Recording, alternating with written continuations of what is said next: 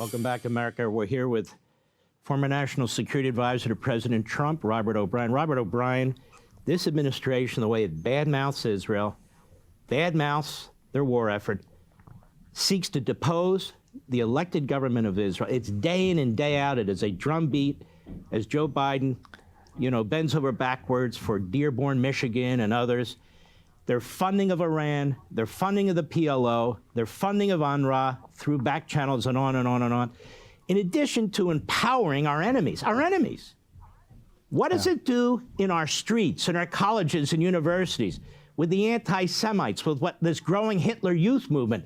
Doesn't it give them energy and motivation and help provoke them to do what they're doing, given the propaganda of this administration? 100%. Let me just say on the funding, Mark, think of this. We just went through this massive debate here in America about funding Ukraine and Israel and Taiwan. And look, I was for that. I know some people weren't, but I was for funding Ukraine and against Russia, and funding Taiwan against China, too. and funding Israel against Iran.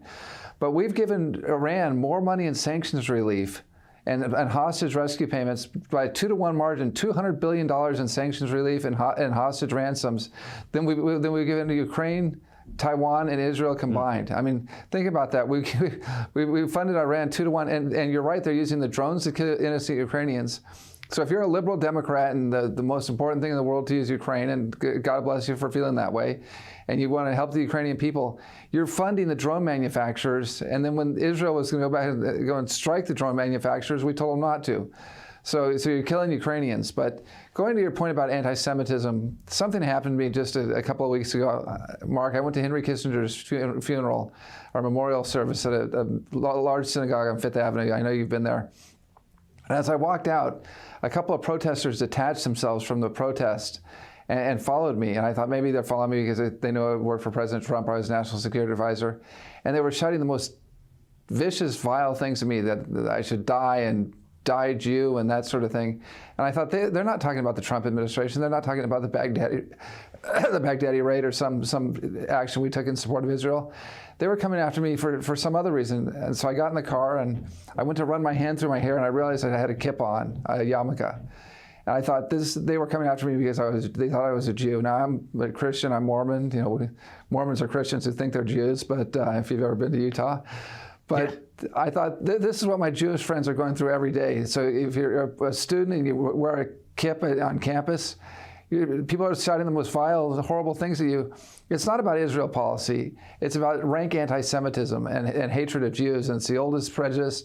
And somehow that's become legitimate. That's become normalized, that it's okay to hate Jews. And there's something very wrong with our country when that's happening on our college campuses and on our streets in New York and LA. And it's heartbreaking as an American to see that. I call this the Hitler Youth because that's exactly what it is. And we've had the Hitler Youth before. There have been books written about the Third Reich and what happened in our universities and colleges, how administrators and faculty actually supported Hitler up until 1941 when we were attacked by Japan, and then full World War II broke out for the United States. These elements, these Islamists are tenured professors. These Marxists are tenured professors.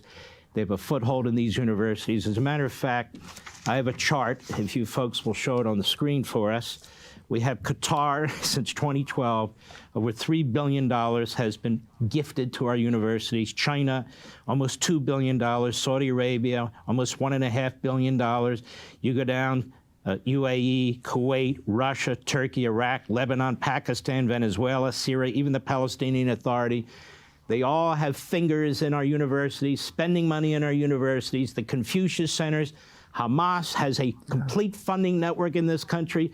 So I was shocked. I'd be curious of your opinion when Christopher Wray is interviewed on NBC News and he's asked by the host, are we monitoring what's going on in these colleges and universities? Because this is not spontaneous. This is organized by the Students for Justice in Palestine, by some nutjob professor on the West Coast and funded.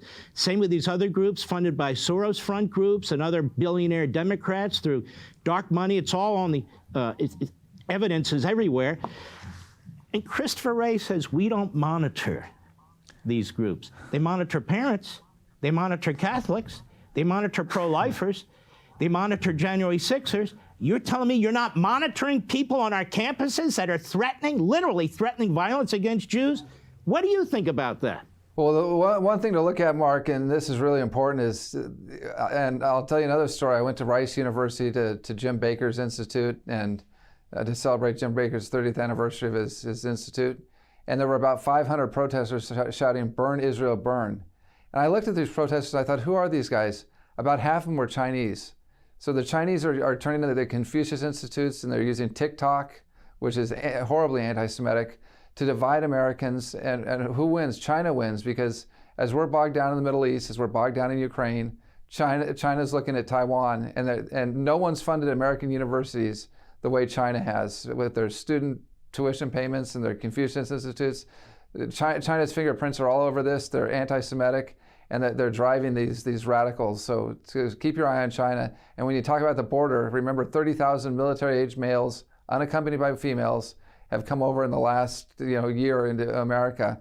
What are they doing here? How'd they get out of China? China doesn't let people go. Robert O'Brien, I want to thank you for what you've done, what you're doing. God bless you, my friend. You're a very important voice. Take care of yourself. Thank you, Mark. We'll be right back. Hey, Sean Hannity here. Hey, click here to subscribe to Fox News YouTube page and catch our hottest interviews and most compelling analysis. You will not get it anywhere else.